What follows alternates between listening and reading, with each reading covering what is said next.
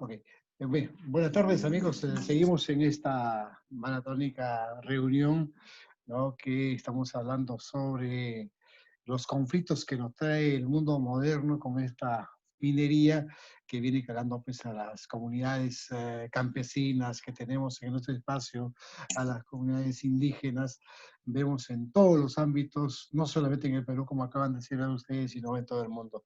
Así que el día de hoy tenemos a Dionel Martínez Castillo, ¿no? Que de la cooperación, de cooperación, perdón, si me puedes poner un ratito. Dionel, de Cooperación, colegiado de la Plataforma para el Ordenamiento Territorial.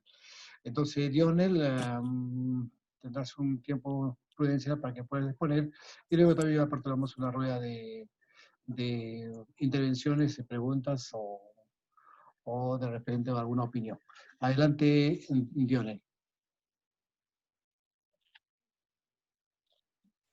¿Qué tal? Muchas gracias. No sé si me escuchan. Sí, sí. He estado teniendo algunos problemas con el internet, pero bueno, espero que no tenga este impasse porque ya me ha sucedido en una presentación anterior.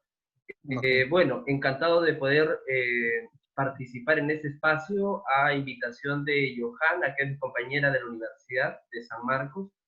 Ambos hemos estudiado geografía en esa universidad y bueno, es un buen momento para poder encontrarnos y poder cooperar y abrir discusión respecto a estos temas. Hoy día yo les voy a hablar sobre conflictos de uso del territorio a partir de 3 casos emblemáticos que he trabajado como geógrafo dentro de Cooperación y la Plataforma para el Ordenamiento Territorial. El primer caso del que yo les voy a hablar es acerca de la montaña de 7 colores.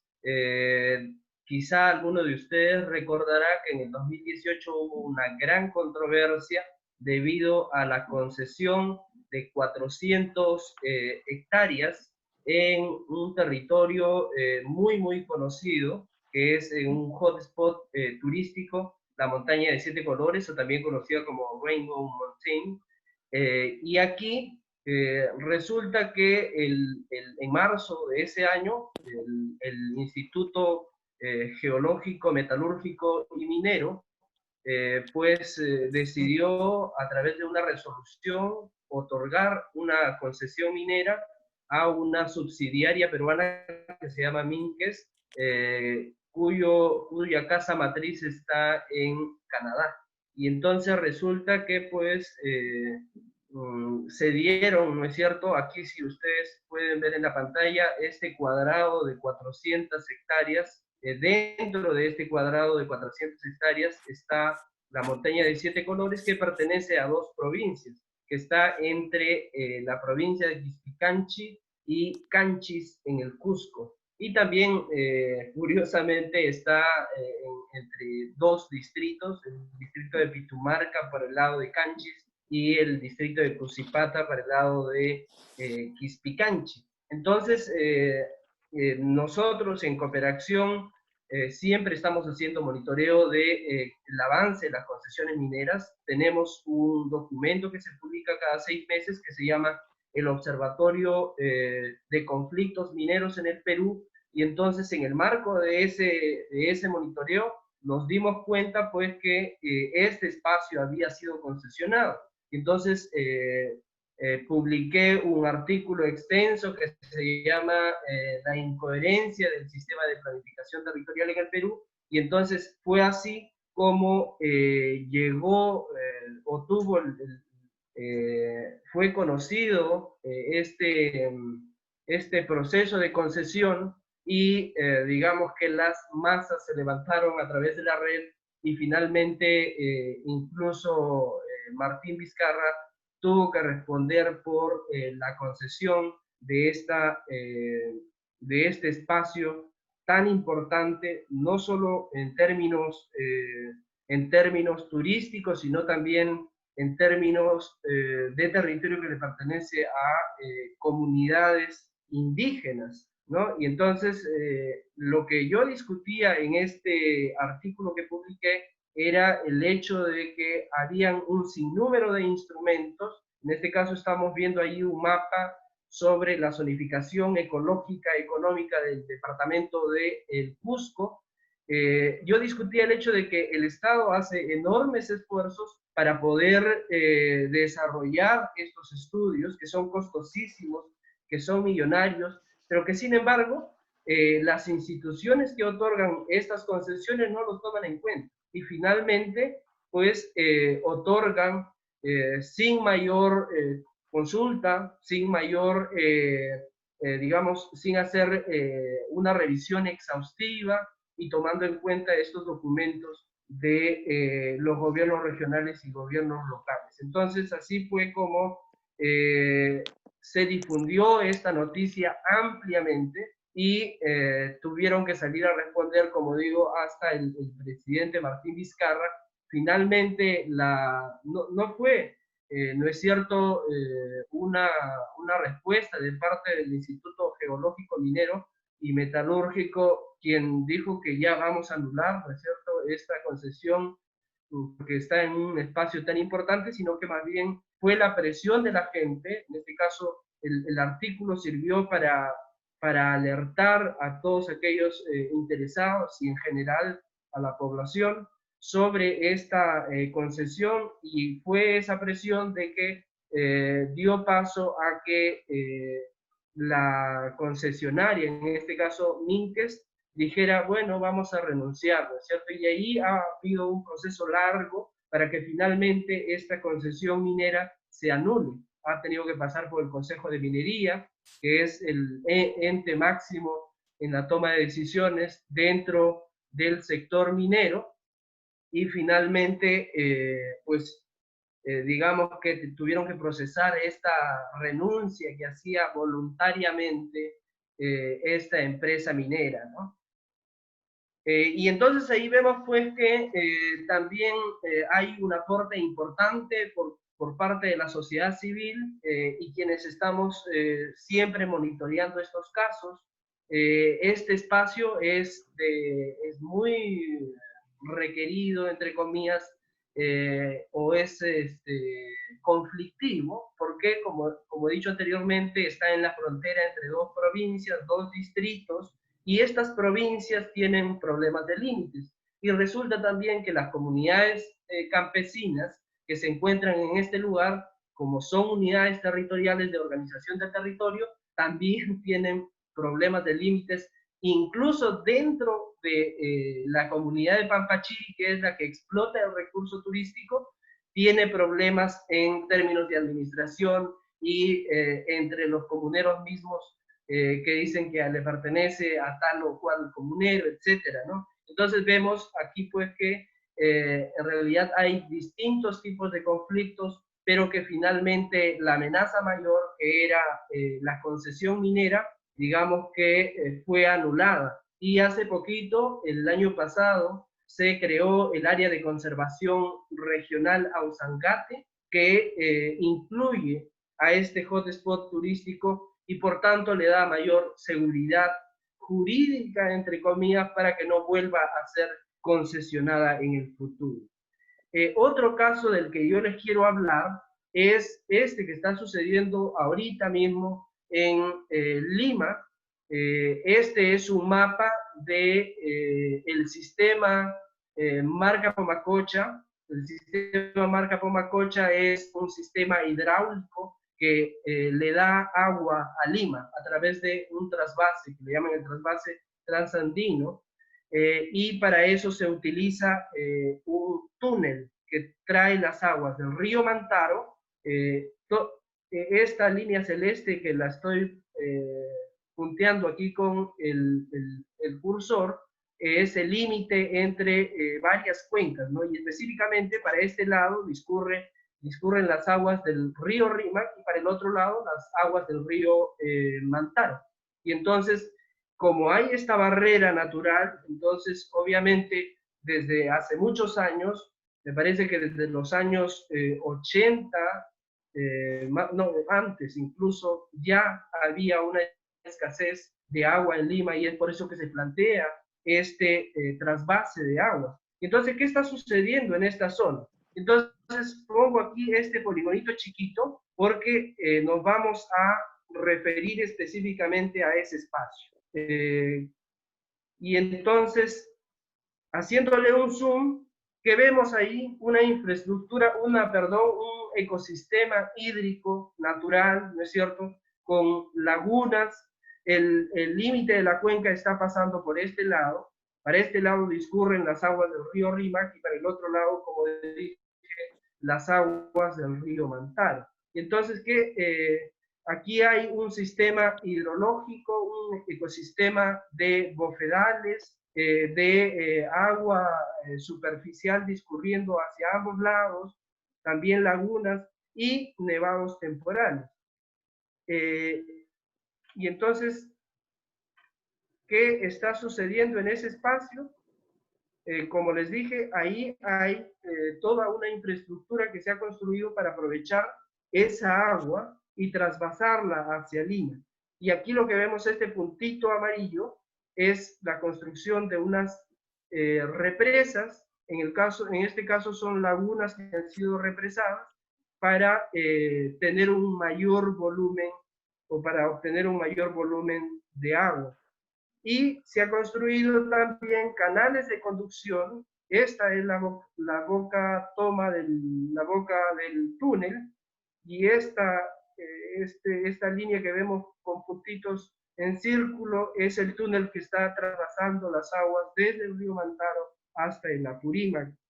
Y que resulta que, ¿no es cierto?, desde el año 2012 se empezó a concesionar esta zona y apareció una mina que se llama la mina Ariana, cuyos dueños son Southern Peaks Mining, que también son canadienses, y ya están en pleno proceso de, entre comillas, explotación. Ahorita están en la fase de construcción de la mina. Y miren, el polígono rojo está abarcando la laguna Pucrococha, que está represada. También está incluso el depósito de relaves proyectado, está a menos de 60 metros del túnel trasandino, y además está interceptando una serie de corrientes de agua que finalmente depositan sus aguas a este túnel que traspasa, como dije, las aguas desde la cuenca del Mantaro hacia la Apurímac. Y entonces hay una gran controversia en esta zona, porque como digo, son conflictos de uso. Esa zona ya tiene un uso que se le está dando, que es el aprovechamiento del recurso hídrico. Somos en Lima más de 10 millones de habitantes, ya lo han dicho en algún momento de esta actividad, y pues hay también una escasez del recurso hídrico. En realidad el 60% del agua que consume Lima viene de esta zona específica, que es trasvasada.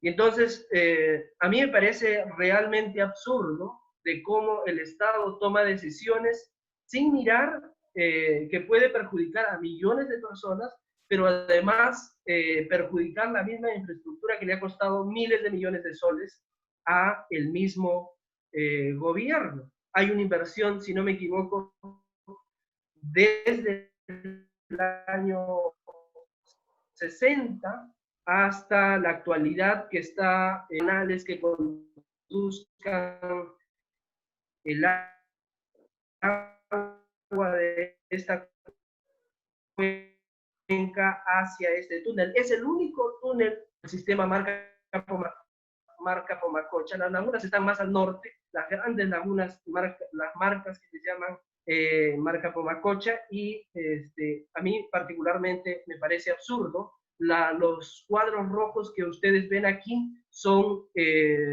las concesiones mineras. Ese espacio que vemos ahí encuadrado está concesionado en un 90%. Y no solamente está esta empresa canadiense, sino que además están otras empresas mineras como Pan American Silver, Chinalco y otras empresas también conocidas. Entonces, muy controversial el tema. Desde Cooperación se ha presentado una demanda de amparo que junto a las congresistas Marisa Glave, ex congresistas, porque cerraron el Congreso, y entonces estamos trabajando este tema. En realidad también la coyuntura de la pandemia no ayuda mucho para levantar estos temas tan controversiales, pero esperemos que pronto volvamos la mirada hacia este tipo de temas que son tan importantes en el debate público.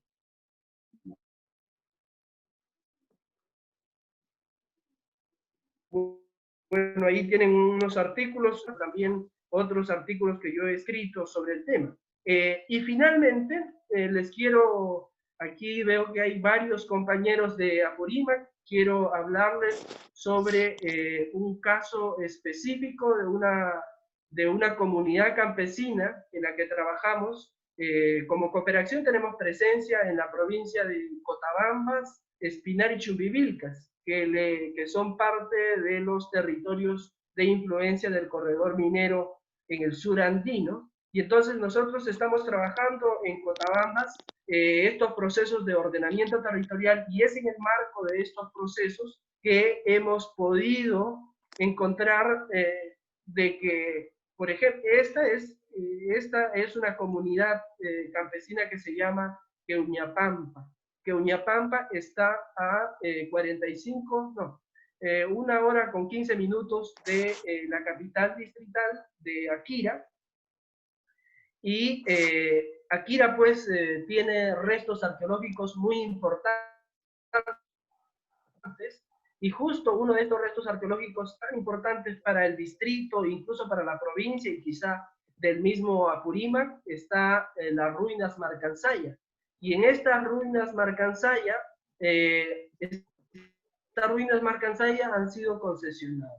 Vemos aquí que el 51.9% de esa comunidad está concesionada para la minería, y como digo, pese a que la ley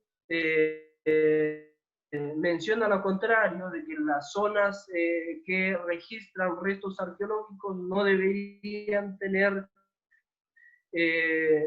ser concesionadas, pese a eso, se ha otorgado esa concesión en el 2003 y ha ido, me parece que en algún momento estuvo en manos de Panoro, pero ahora se encuentra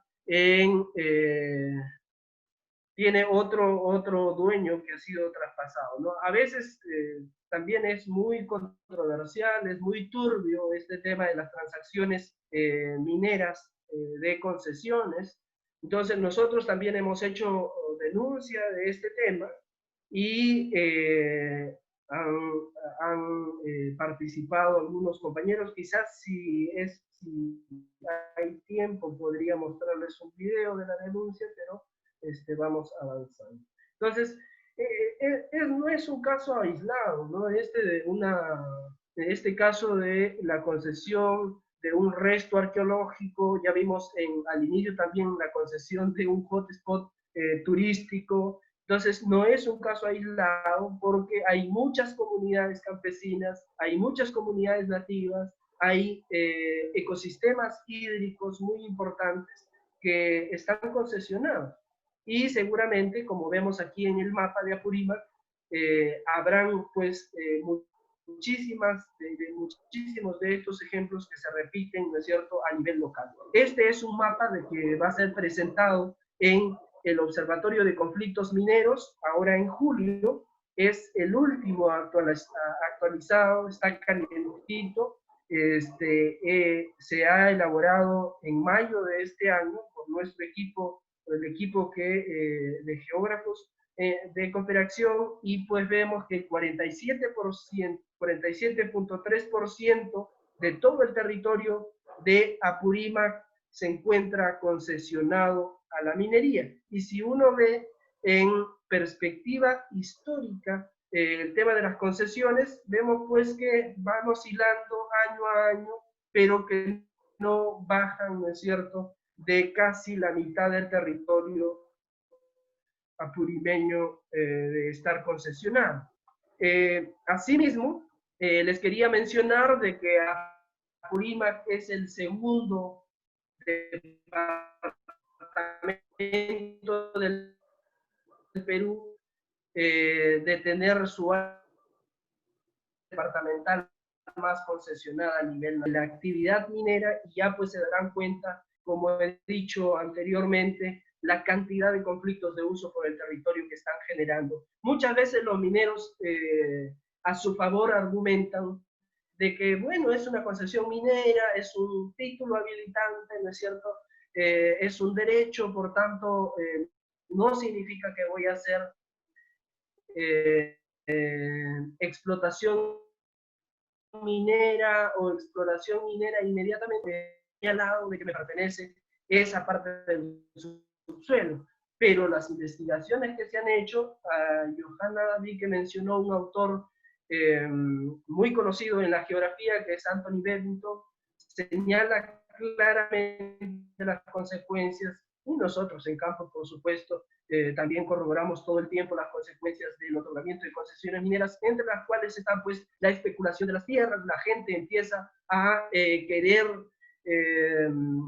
desmembrar la comunidad, empezar a repartirse las tierras, empezar negociaciones, etcétera, o simplemente una debilitación generalizada. No sé cómo estoy de tiempo, me avisan por Sí, favor. estaríamos concluyendo, Lionel.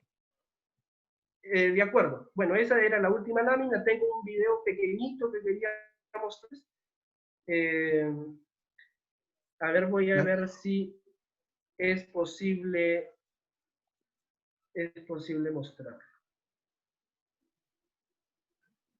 No sé si lo ven. Video no. A ver.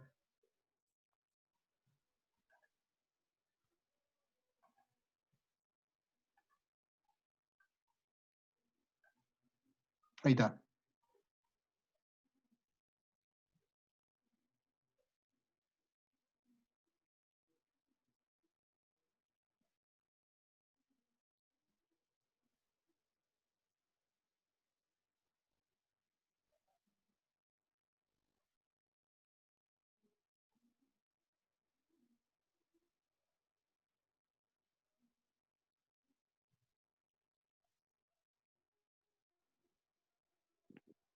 ¿Se paralizó el video? Allá.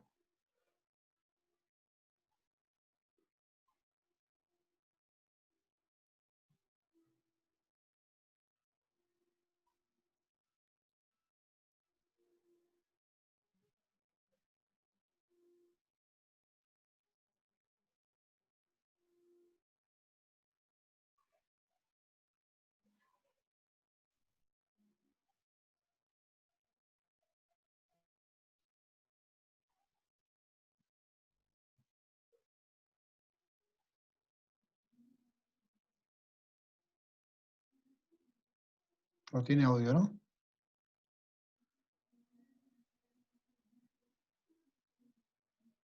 Lionel, no tiene audio, ¿no?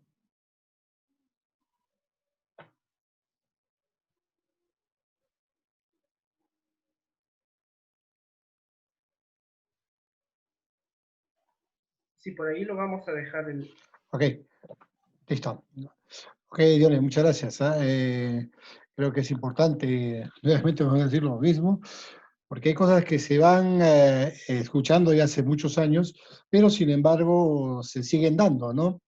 Y esto pasa justamente porque tal vez de repente no tengamos gente que represente realmente a los que deberían defender, que son la población en su conjunto y el territorio, ¿no? Defienden más sus intereses propios y intereses de grupetes, como ya lo han señalado ustedes, hay muchas mineras, y a pesar que existen normas, existen leyes, aquí nomás en Lima, por ejemplo, acá en Lomo de Corvina, es una zona arqueológica de hace años determinada por amparada por ordenanzas municipales, pero sin embargo hay concesiones mineras que explotan el territorio, ¿no? Estando en Lima. Entonces creo que hay que unir esfuerzos para poder luchar sobre esto, porque lo de Marca Pumacocha no es una cosa así nomás que debe pasar, ¿no? Recordemos que es la reserva acuífera de agua de todo Lima. Y Lima cada vez está creciendo mucho más. Tenemos casi 11 millones de habitantes y lo que tenemos actualmente ya no abastece.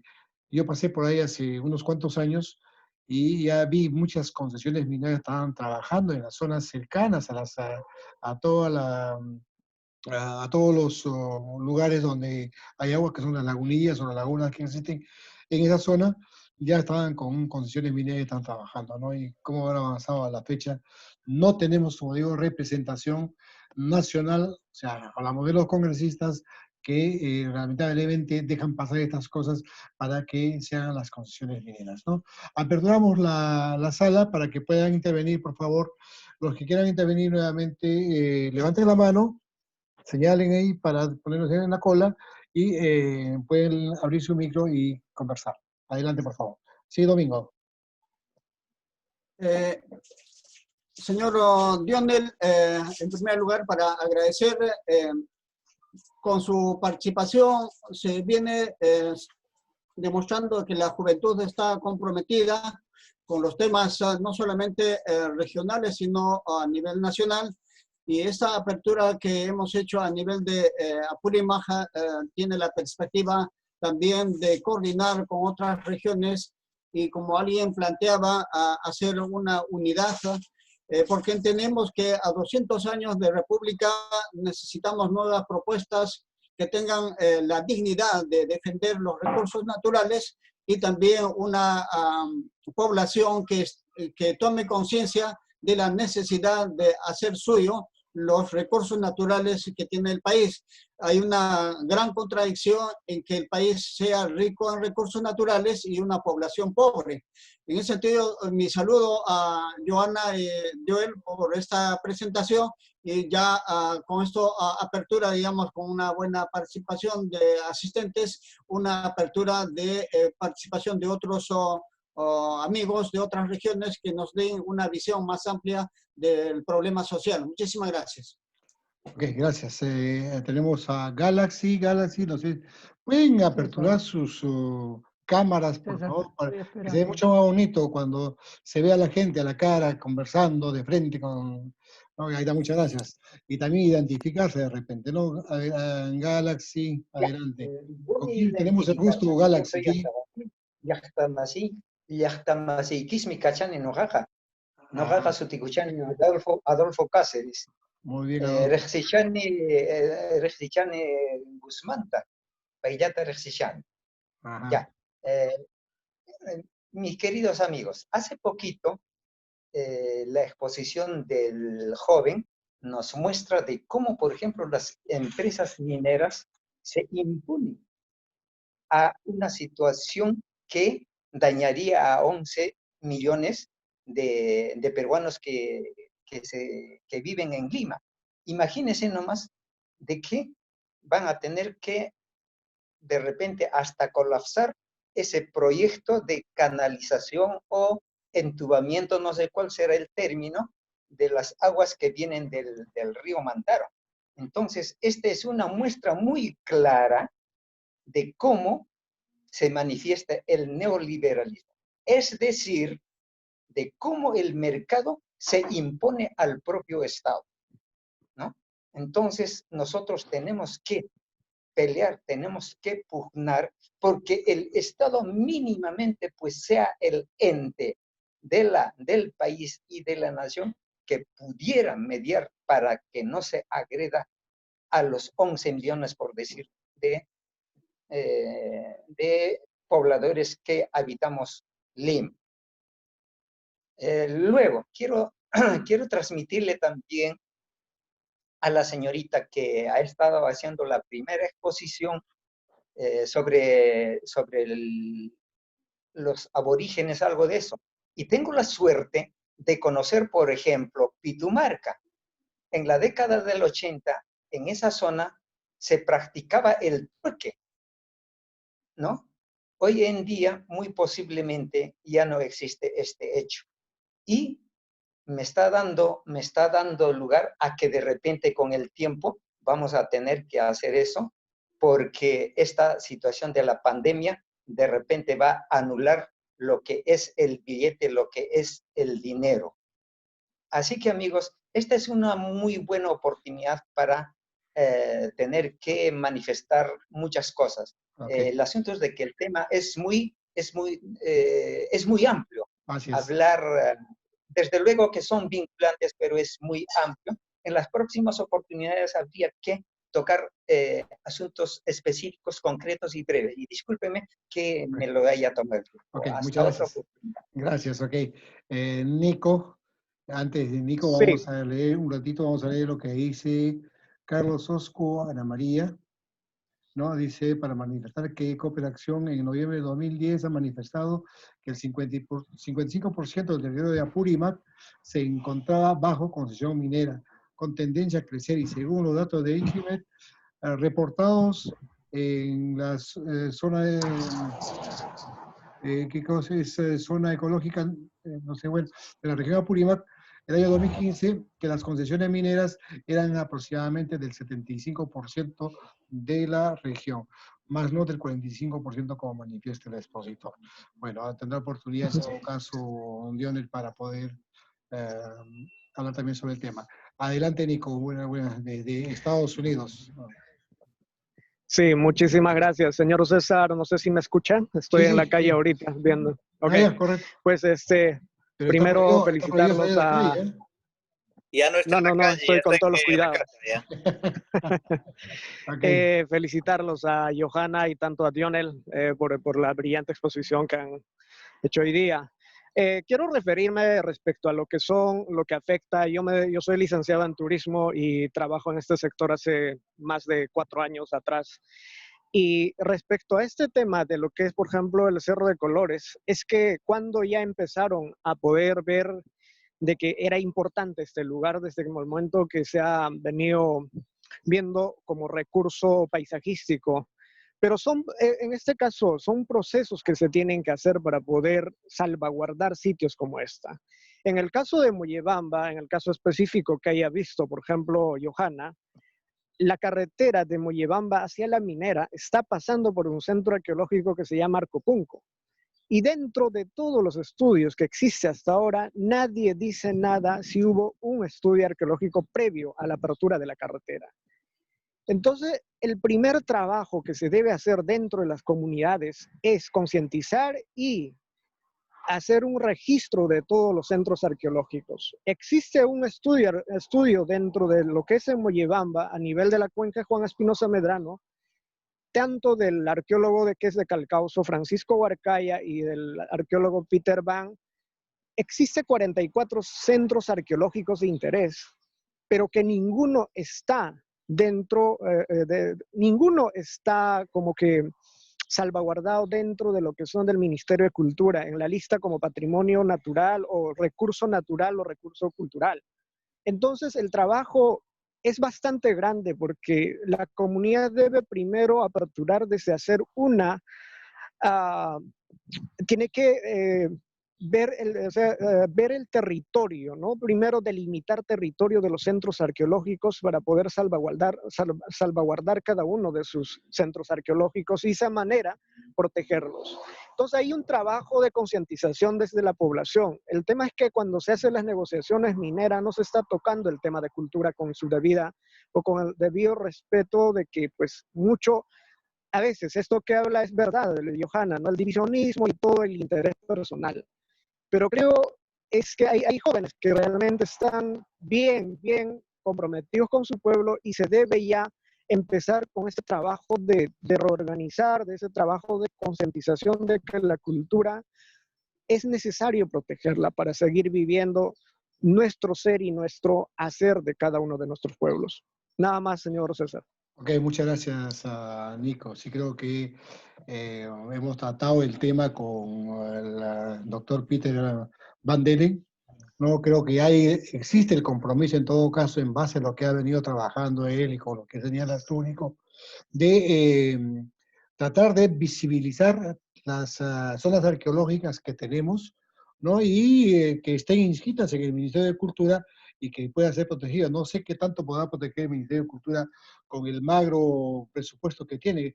Hemos señalado con claridad de que el presupuesto que tiene el Ministerio de Cultura es 0,38% por ciento del PBI, que significa un pan al año por habitante en el Perú.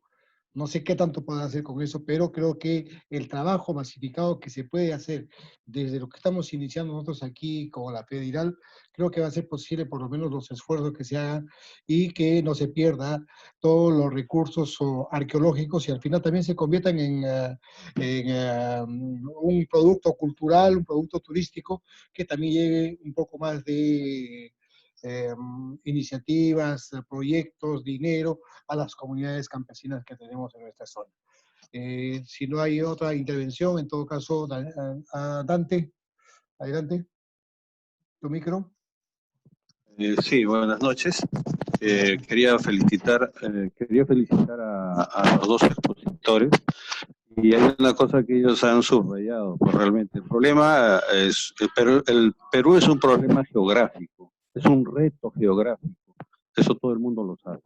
Lamentablemente nunca ha habido un espacio realmente para que los geógrafos puedan hacer su labor. En ese sentido felicito a estos jóvenes geógrafos que han podido demostrar pues, las características de la investigación geográfica. Respecto al Ministerio de Cultura, bueno, con Richard Swing como funcionario del ministerio podemos darnos cuenta qué importancia tiene para el Estado criollo peruano. Tenemos que desnudar y llamar las cosas por su nombre. Tenemos un Estado criollo centralista que de por sí solo Lima es un país, es una ciudad-estado.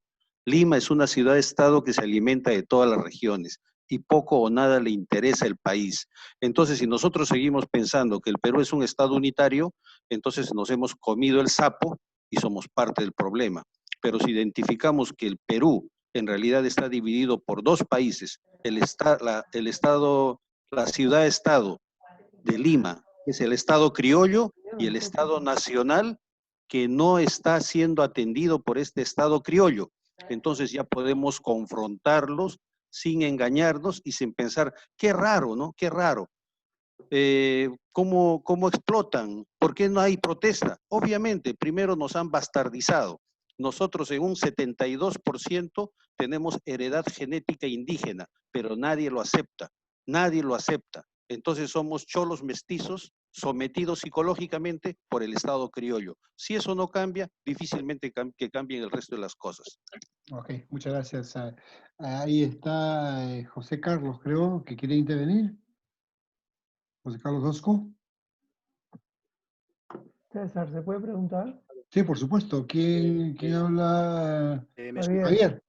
Javier, ¿no? Javier Sí. Valdárrago, promoción de Alfonso Ugarte. Hoy día estamos de aniversario, amigo, así como Juan Espinosa Medrano. Adelante, Javier. Estimados amigos, buenas tardes.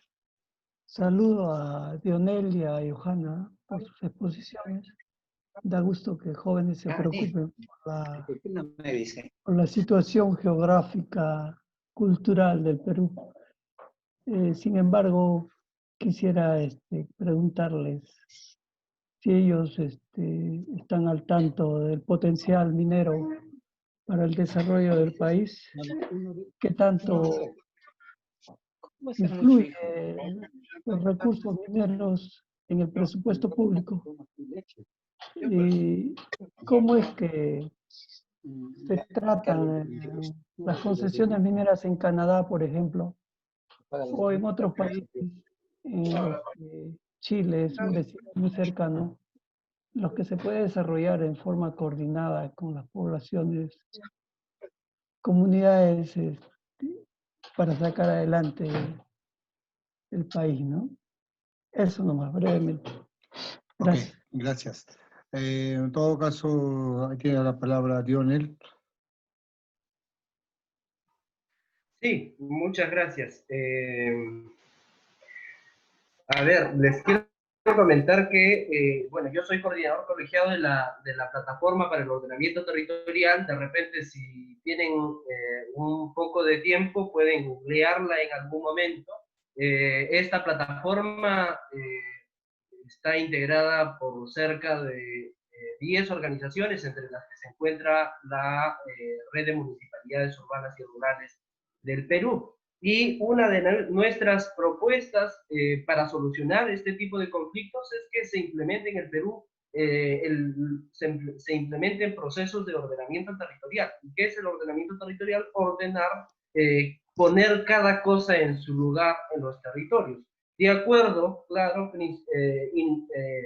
teniendo como base los diagnósticos territoriales que vendrían a ser estos estudios de suelos, de agua y demás potencialidades de los territorios, y en función de eso determinar a qué finalmente, cuál es la actividad que se va a desarrollar o que se va a continuar desarrollando en ese espacio. Nosotros tenemos unos pilotos en Cotabambas, y también tenemos otros ejemplos que estamos tratando de visibilizarlos a nivel nacional e impulsar una ley de ordenamiento territorial para que las municipalidades distritales, las municipalidades provinciales tengan específicamente competencias para realizar este tipo de procesos. Otro tema es, hace poco, bueno, hace algunos meses se habló muchísimo sobre la nueva ley de minería. En ese contexto, Cooperación, por ser una entidad especializada en ambiente y minería, se dieron algunas propuestas respecto a la modificación de la ley de minería, que tiene más de 30 años de haber sido promulgada, y entonces es necesario, sobre todo en este capítulo de concesiones mineras, ¿cómo se llama? Se consideren algunas cosas como la consulta previa, como que haya una conexión previa al otorgamiento de estas concesiones entre estos planes de ordenamiento territorial y otros estudios, ¿no es cierto? Y revisar primero los usos que se le están dando a estos territorios antes de definir. Aquí José Carlos Osco me dice que Cooperación, yo trabajo en Cooperación, con un equipo de geógrafos hacemos la actualización, como les he dicho, hacemos el monitoreo de concesiones mineras. Pueden revisar, no vengo a estafar con las cifras de ninguna manera, los informes de los observatorios de conflictos mineros que se publican cada 6 meses. En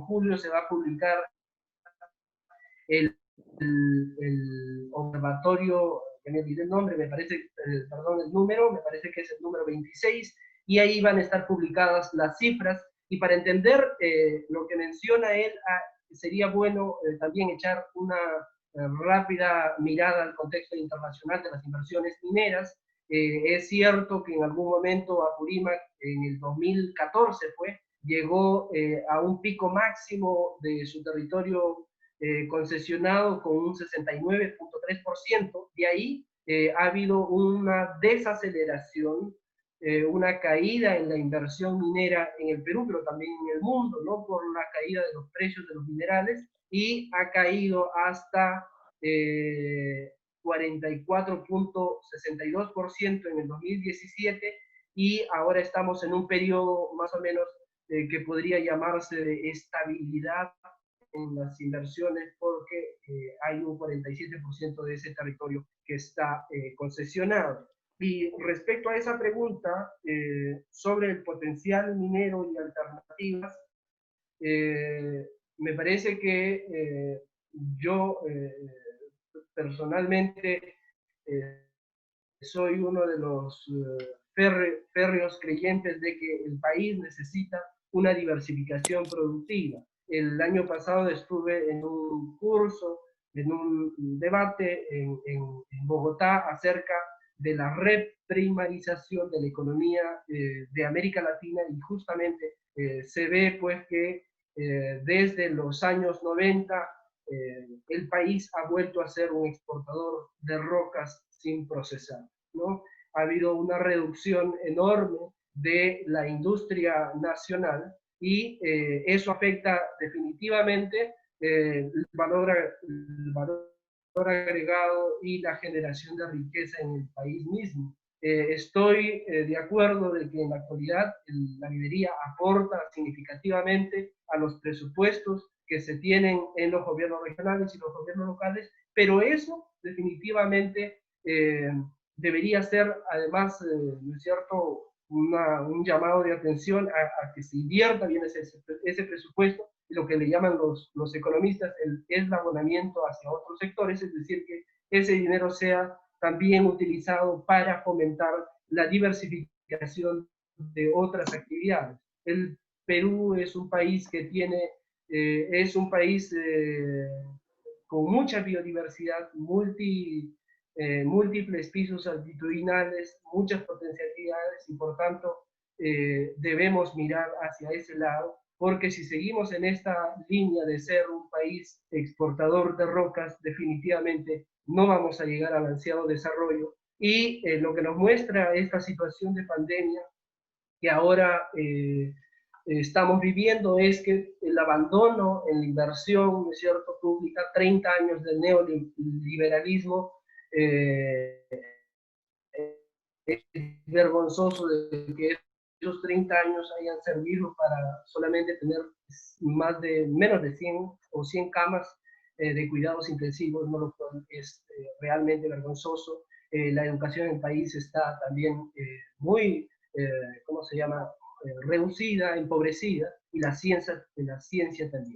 Entonces, yo quiero terminar con esa reflexión. Ok, listo, Dionel, muchas gracias. Había una pregunta directa a Johanna para que concluya con la pregunta que hizo Javier, cómo es que se maneja el tema de la minería allí en Canadá. Creo que como reflexión, en todo caso, vemos que todos estamos coincidiendo que al final, si no nos juntamos para trabajar, si no hacemos que lo que dice Dios en los presupuestos sean mejor manejados, que, por ejemplo, los canos, los OBE-canos que existen, sean repartidos de la mejor manera y de forma equitativa, lo que no sucede actualmente, todo se viene para Lima, todo se viene para el Callao, y son los grandes ponentes, lo que tiene, como dice Dante, ¿no?, que acaparan prácticamente todo, y creo que eso no debe pasar, ¿no? Johanna, tu reflexión final, por favor. Antes de que ahora Johanna, Dionel, tienes un chat de Daniela, por favor, a ver si contestas. Sí, Johanna, adelante. Sí, más bien quería coincidir con lo que dice Dionel. Sí, bueno. Hola.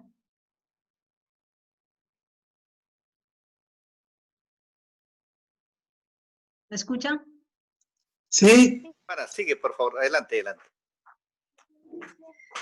Sí, para coincidir con lo que ya ha presentado Dionel, creo que la diversificación económica es importante, y el Estado, como ya llamaron el Estado colonial, que todavía existe en Perú, y la élite política no ha permitido pues que se haya desarrollado y que haya hecho el proceso del boom, y cuando hay mayor recurso que genera en un tiempo que lo llamamos booms, ¿no?, donde se genera mayor recurso fiscal, no ha podido manejar. Y creo que eso es la realidad en muchos países, ¿no? En caso en Canadá, por ejemplo, Australia, países de Escandinavia, obviamente ellos también exportan materiales, pero ellos hacen industrialismo, ¿no? Ahí también tienen sus propias industrias. Sin embargo, si hablamos más a nivel local, cómo eso afecta a las poblaciones indígenas. Hay muchas poblaciones aquí indígenas que están luchando en contra de estas empresas mineras. Sí, entonces podemos ver que tenemos las similaridades tanto en países desarrollados o subdesarrollados que lo denominan los desarrollistas, podemos ver las mismas similaridades, ¿no? No es nada nuevo aquí. En Canadá hay muchas protestas, hay muchas naciones indígenas que están protestando en contra de estas empresas que por mucho históricamente y hasta hoy en día siguen afectando a la comunidad, ¿no? Los cambios culturales son drásticos y obviamente uno de los factores más importantes que podríamos determinar es que cómo podemos relacionar, o sea, por ejemplo, en el sur, la mayoría de las comunidades necesitan recursos, ¿no? Y aquí, quizás acá las comunidades nativas tienen más recursos, podríamos proveer eso, ¿no? Y creo que eso es lo que la mayoría, en general, las organizaciones no gubernamentales están tratando de conectar, ¿no? Y el término de indigenismo a nivel internacional podemos quizás también ayudarnos para movilizar contra estas empresas, ¿no? Si hablamos ya a nivel global, obviamente lo que vamos a llegar es la total injusticia. La brecha económica a nivel mundial es algo increíble, ¿no? No es posible que el 2, el 3% de los globalistas estén manejando todos los recursos a nivel mundial. Entonces, y acá vemos empresarios que son dueños de esas muchas empresas que están en Perú, vemos viviendo en su mundo, ¿no? Ni saben los conflictos sociales que suceden en las comunidades, ¿no? Y es mucha la injusticia. Vemos en África, no tienen ni siquiera, hay poblaciones que no tienen acceso al agua. Y lo mismo en Calcauso, en otras comunidades en el Perú, ¿no? Que hay muchos recursos, la educación no es accesible. Y obviamente la minería, históricamente hemos visto y hemos comprobado, no trae el desarrollo, ¿no? Creo que va a pasar lo mismo que pasó en Cajamarca. En Cajamarca en su tiempo era uno de los departamentos que estaba desarrollado, supuestamente, estadísticamente, no era uno de los departamentos más pobres, ¿no? Y eso podemos, esa similaridad podemos ver en Apurímac, ¿no? Que ahorita dejó supuestamente de ser uno de los departamentos más pobres Apurímac, y esa estadística se va a manipular más adelante y vamos a ver cómo va a cambiar. Después que las minerías ya hayan dejado a la región, vamos a ver la otra realidad.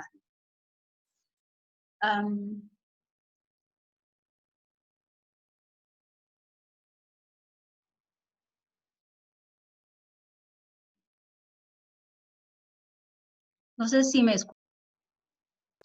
Adelante, se escucha fuerte y claro. Ya, entonces yo quisiera desde aquí agradecer a todos ustedes que están organizando y a la misma vez también quisiera pedir a que muchos estudiantes que están en pregrado puedan hacer sus investigaciones en sus propios pueblos, ¿no? Porque esas investigaciones ayudan para poder mantener un diálogo y a través del diálogo eso crea ideas y a través de ideas podemos hacer proyectos que justamente requiere nuestra población, ¿no? Y el término de desarrollo y la definición tiene que venir de las poblaciones, el campesino o indígena, como cual nombre sea, podemos llamar, ellos tienen que definir qué es desarrollo y no simplemente impuesto un término occidental que hasta ahora utilizamos, ¿no? Eso es todo. Si hay alguna pregunta, estoy dispuesta a responder.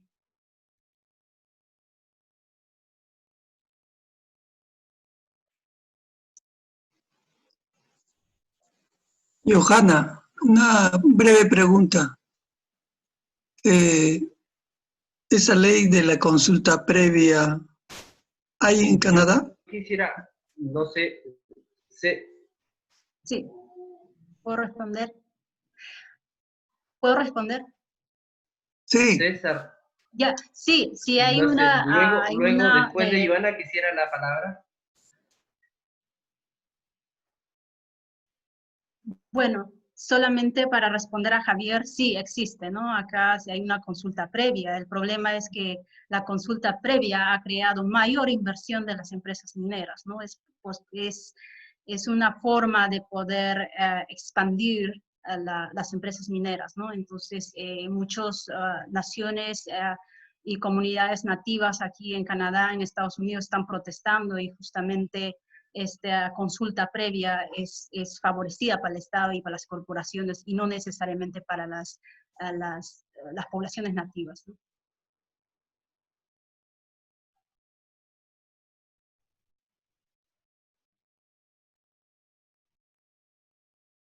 ¿Tienen alguna pregunta? Sí, Joana, yo quería agregar un comentario respecto a una consulta que hacían en el chat y mencionaban qué alternativas entonces plantear desde nuestra posición, ¿no es cierto? Ambos, parece que Joana y yo trabajamos con, ¿cómo se llama?, con organizaciones de la sociedad civil, y entonces, bueno, nuestra posición, o por lo menos mi posición, es que vayamos, ¿no es cierto?, hacia esa tan ansiada diversificación productiva, y por diversificación productiva específicamente me estoy refiriendo a que el Estado, el gobierno, debería priorizar la inversión, sobre todo en el sector agropecuario, ¿no es cierto? Aprovechando las múltiples potencialidades que tiene nuestro territorio, pero además esta inversión debería estar justificada en procesos de toma de decisiones donde se incluyan a las comunidades campesinas y a la población en general, para que sean ellos quienes decidan el tipo de desarrollo que quieren en sus distritos, en sus comunidades. Porque hemos visto pues que desde el Estado central y desde los otros órganos de gobierno muchas veces se decide a dónde va la plata, espaldas a la población, y muchas veces, yo siempre doy un ejemplo de que en las comunidades donde trabajo, por ejemplo, priorizan la construcción de un polideportivo que cuesta como 1,5 millones de soles, y en esa comunidad no hay población ni para armar un equipo de fútbol. Entonces yo digo, ay caramba, ¿por qué acaso no tuvieron la posibilidad de exigir otro proyecto, como por ejemplo el mejoramiento de la agricultura